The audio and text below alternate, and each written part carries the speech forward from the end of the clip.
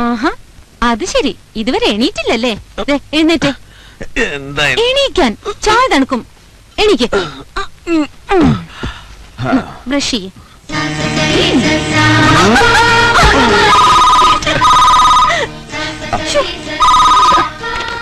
Hello, എവിടുന്ന? ഇപ്പൊ കൊടുക്കാട്ടോ. സ്റ്റേഷനിൽ നിന്ന് ജഗന്നാഥൻ. ഹലോ.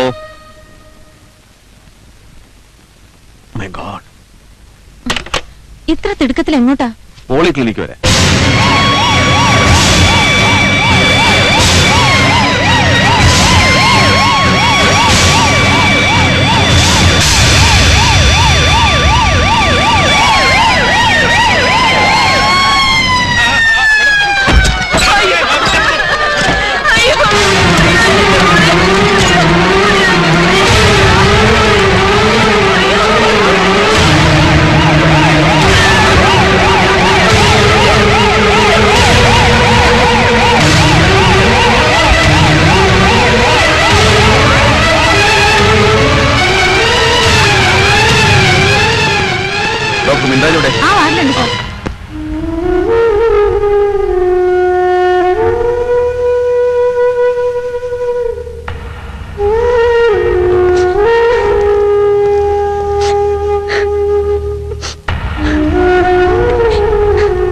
സാറേ, എന്റെ കുഞ്ഞു കിടക്കുന്ന കിടപ്പ് കണ്ടില്ലേ?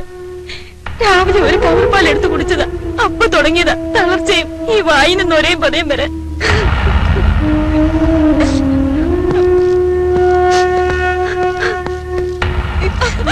എന്റെ ഡോക്ടർ സാർ, എന്റെ മോള് പോയി. അയ്യോ,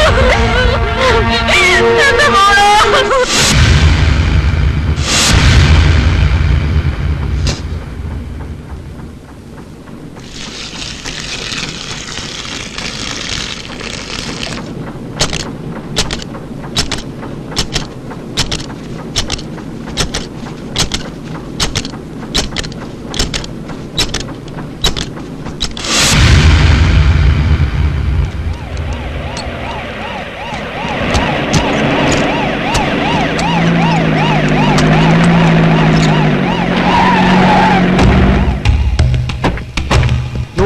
അങ്ങോട്ട് മാറ്റി വെക്ക്. വേഗം ആവട്ടെ എന്ന്. കൊണ്ടുപോയിക്ക്. ഒന്ന് പെട്ടെന്ന് ആവട്ടോ. പോലീസുകാരെന്താ ഇവിടെ? എന്താ പോലീസുകാർക്ക് ഇവിടെ വരാൻ പാടില്ലേ? അല്ല, പാലിന് വേണ്ടിയാണെങ്കിൽ നീ എന്താ ധാരധാരയായി ഘോരഘോരയായി അണ്ണാക്കിലേക്ക് ഒഴിച്ചു തരുമോ? എന്നാ ഒഴിയണം. അല്ല, സാറെന്താ ഇങ്ങനെ? പോലീസുകാരനോട്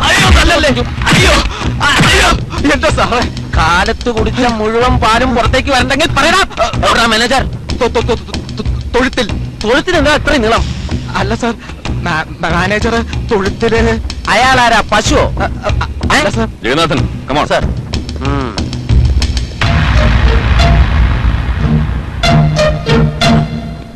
അയ്യോ അയ്യോ അയ്യോ അയ്യോ.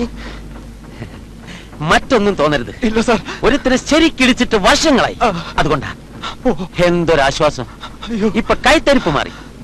നമുക്ക് കാണാം. വരട്ടെ. ഓ ശരി. എന്താണ് ഇവിടെ കഴിക്കുന്നത്? വൃത്തിയായിട്ട് സൂക്ഷിച്ചൂടെ? ആരാടാ മാനേജർ? അദ്ദേഹം സാറേ.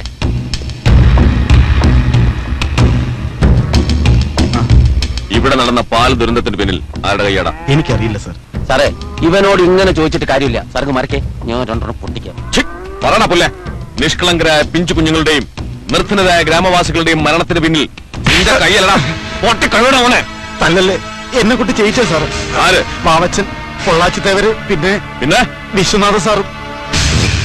വിശ്വനാഥ്. ജനങ്ങളുടെ സന്തോഷമാണ് VTV മിൽക്ക് പ്രോഡക്ട്സിന്റെ ഐശ്വര്യം. വർഷങ്ങൾ കൊണ്ട് നമ്മൾ പടുത്തുയർത്തിയ പ്രസ്ഥാനം കള്ളത്തരത്തിലൂടെയോ കാപട്യത്തിലൂടെയോ അല്ല, മറിച്ച് നമ്മുടെ കഠിനമായ അധ്വാനവും ഇടയറ്റ അർപ്പണബോധവും കൊണ്ടാണ് ഇന്ന് ഈ നിലയിലെത്തിയത്. അടുത്ത പാൽ ഫാക്ടറി ഉണ്ടായ ദുരന്തം നമുക്കൊരു പാഠമായിരിക്കണം. ആ വിഷബാധയിൽ മരിച്ച പിഞ്ചു കുഞ്ഞുങ്ങൾ ഉൾപ്പെടെയുള്ള അനേകായിരം ആളുകളുടെ സ്മരണയ്ക്ക് മുന്നിൽ എണ്ണീറ്റ് നിന്നുകൊണ്ട് ഒരു നിമിഷം നമുക്ക് മൗനം പാലിക്കാം.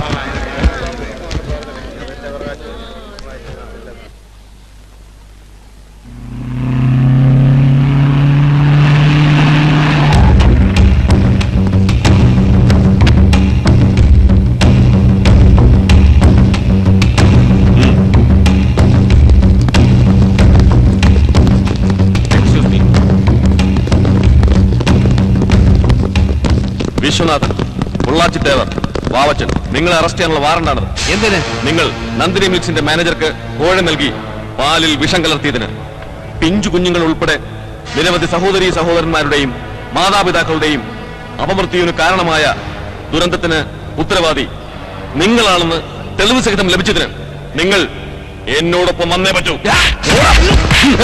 എതിർക്കാൻ ശ്രമിച്ചാൽ ഒന്നുകളെയും എല്ലാത്തിനെയും. എടോ വിഷ്ണുദത്തൻ, തനിക്ക് ഞങ്ങൾ ആരാണെന്ന് അറിയില്ല. അറിയാമടോ, നിങ്ങളെ കുറിച്ച് എനിക്ക് നന്നായി അറിയാം. ഞങ്ങൾ വിചാരിച്ച തന്നെ താനെന്നൊരു ചുക്കും ചെയ്യില്ല. നിങ്ങളാണ് ഇതിന് കാരണക്കാരെന്ന് മിൽക്ക് ഡയറി മാനേജറുടെ മൊഴി, നിർത്തുന്നതായ നൂറുകണക്കിന് ആൾക്കാരുടെ കംപ്ലൈന്റുകൾ. ഇത്രയും മതി നിന്നെയൊക്കെ പിടിച്ച് അകത്തിടാൻ. എടാ വിഷ്ണു, എന്റെ പൊളിറ്റിക്കൽ സ്ട്രെങ്ത് ഉപയോഗിച്ച് നിന്നെ ഞാൻ നിന്റെ അമ്മയുടെ ഒരു പൊളിറ്റിക്കൽ വേണ്ട.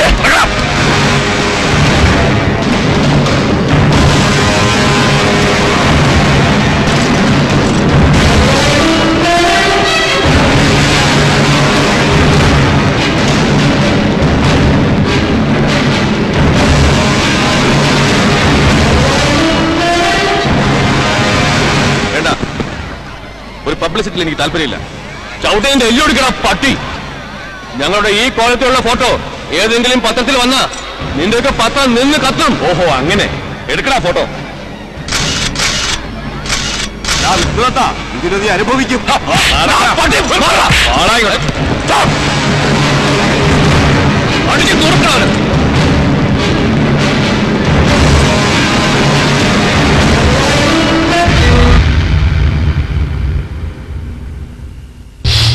വിഷ്ണു, അവന്റെ അഹങ്കാരം കുറച്ച് കൂടുതലാണ്.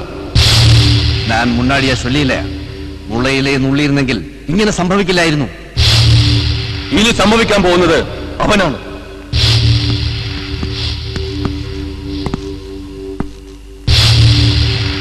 സാറിനെ പോലുള്ള ഒരു രാഷ്ട്രീയ പ്രമുഖൻ ഇവിടെ ഞാൻ എന്താണ് സാർ ചെയ്യേണ്ടത്? എനിക്കിപ്പോഴും മനസ്സിലാവുന്നില്ല. എത്രയും പെട്ടെന്ന് തന്നെ ജാമ്യം അനുവദിക്കാനുള്ള എല്ലാ ഏർപ്പാടുകളും ഞാൻ ചെയ്തതാണ്. പിന്നെന്താണ് സാർ അത് നിഷേധിച്ചത്? കോടതിയിൽ ആ മാനേജർ എല്ലാം ഏറ്റുപറഞ്ഞപ്പോ തന്നെ ജനങ്ങളുടെ മുമ്പിൽ ഞങ്ങൾ കുറ്റവാളികളായി. അവരുടെ കണ്ണുമൂടി കെട്ടാൻ 15 ദിവസം സബ് ജയിൽ റിമാൻഡ്. അത് ഞങ്ങൾക്ക് ആവശ്യവുമാണ്. നാളെ നൈറ്റ് ഡ്യൂട്ടി ആർക്കാം? പ്രകാശിന്. നാളെ പ്രകാശിന് ലീവ്. ആ ഡ്യൂട്ടി രാജേഷ് ഏറ്റെടുക്കണം. സാർ അത് വേണ്ട, മറുചോദ്യം വേണ്ട. പറഞ്ഞതനുസരിച്ചാൽ മതി.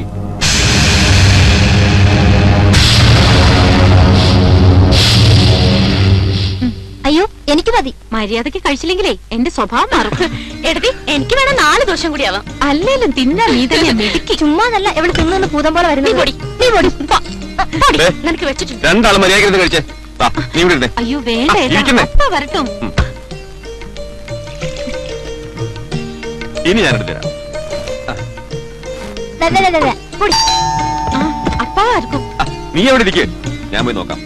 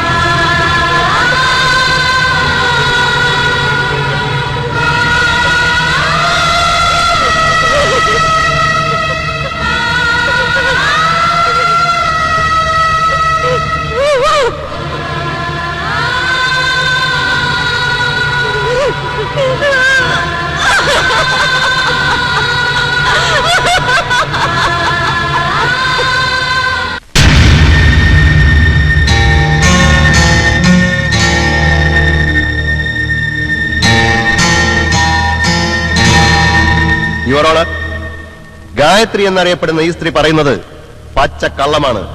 സമൂഹത്തിലെ ഉന്നത സ്ഥാനത്ത് നിൽക്കുന്ന മാന്യന്മാരായ വ്യക്തികളാണ് വിശ്വനാഥനും വാവച്ചനും തേവരും. ഇതിനു മുമ്പും പല കേസുകളിൽ ഇവരെ പ്രതികളാക്കി കൊല്ലപ്പെട്ട പോലീസ് ഓഫീസർ വിഷ്ണുദത്തൻ ഇതേ കോടതിക്ക് മുമ്പിൽ വരികയും ആ പക തീർക്കാൻ ഇവർ വിഷ്ണുവിനെയും സഹോദരിമാരെയും തന്റെ അച്ഛനെയും കൊന്നതാണെന്നും തന്നെ അതിക്രൂരമായി മാനഭംഗപ്പെടുത്തി എന്നും പറയപ്പെടുന്ന ഈ സ്ത്രീയുടെ ആരോപണം തികച്ചും കള്ളമാണ്. എന്നാൽ അതേ വീട്ടിൽ മരിച്ചു കിടന്ന അജ്ഞാതനായ ഒരാൾ വിഷ്ണുവിന്റെ അനുജത്തിയുടെ കാമുകനാണെന്നും സംഭവ ദിവസം ഇതേ സ്ത്രീയുടെ അറിവോടെ അനുജത്തിയും കാമുകനും വീട്ടിൽ ഒത്തുകൂടുകയും യാദൃച്ഛികമെന്നവണ്ണം വീട്ടിലേക്ക് വന്ന വിഷ്ണുദത്തൻ അത് കാണാനിടയാകുകയും തുടർന്ന് വിഷ്ണുവുമായിട്ടുണ്ടായ സംഘടനത്തിൽ പരസ്പരം വെട്ടേറ്റു മരിക്കുകയുമാണ് ഉണ്ടായിട്ടുള്ളതെന്നാണ് പോലീസിന്റെ എഫ്ഐആർ. ഭർത്താവും സഹോദരിമാരും സ്വന്തം അച്ഛനും മരിച്ച് സീതയുടെ തീ അണയുന്നതിന് മുമ്പ് ഈ കോടതിയിലെത്തിയ ഇവരുടെ സ്വഭാവത്തിൽ എനിക്ക് സംശയമുണ്ട്. കുടുംബക്കാർക്കുണ്ടായ ദുരന്തത്തിൽ ഈ സ്ത്രീയുടെ മാനസിക നില തന്നെ തകരാറിലായിരിക്കുകയാണെന്നാണ് എനിക്ക് കോടതിയോട് ബോധ്യപ്പെടുത്താനുള്ളത്. സംഭവം നടന്നതിന് 2 ദിവസം മുമ്പ് മറ്റൊരു കേസിൽ ഈ കോടതി തന്നെ 15 ദിവസത്തെ റിമാൻഡിൽ സബ് ജയിലിൽ അയച്ചവരാണ് പ്രതികളെന്ന് ഇവർ വിശേഷിപ്പിക്കപ്പെടുന്ന വിശ്വനാഥനും വാവച്ചനും തേവരും. കൃത്യം നടന്ന അന്ന് ഇവർ സബ് ജയിലിൽ തന്നെ ഉണ്ടായിരുന്നുവെന്ന് ജയിൽ സൂപ്രണ്ട് രാജേഷിന്റെ മൊഴിയിൽ നിന്നും വ്യക്തമാണ്. That's all your honour. നിങ്ങൾക്ക് ഇനി എന്തെങ്കിലും പറയാനുണ്ടോ? എന്നെയും എന്റെ അനുജത്തിമാരെയും നിഷ്ഠൂരമായി മാനഭംഗപ്പെടുത്തിയും എന്റെ അച്ഛനെയും വിഷ്ണുവേട്ടനെയും അനുജത്തിമാരെയും ക്രൂരമായി കൊല ചെയ്യുകയും ചെയ്തത് ഈ സമൂഹത്തിലെ ഉന്നതന്മാരാണെന്ന് ഇവിടെ പറയുന്ന വിശ്വനാഥനും അയാളുടെ ആൾക്കാരുമാണെന്ന് എനിക്ക് വ്യക്തമാണ്. ജീവൻ തുടിക്കുന്ന ഒരു പെണ്ണിന്റെ മാനത്തിന് വില കൽപ്പിക്കുന്നുവെങ്കിൽ, സ്ത്രീ സമൂഹത്തിന് ഈ രാജ്യത്ത് സ്വാതന്ത്ര്യത്തോടെ ജീവിക്കണമെങ്കിൽ ഇത്തരത്തിലുള്ള കഴുകന്മാർക്ക് അവർ അർഹിക്കുന്ന കൊലക്കയർ കൊടുക്കണമെന്ന് ബഹുമാനപ്പെട്ട നീതിപീഠത്തിനോട് ഞാൻ അപേക്ഷിക്കുകയാണ്.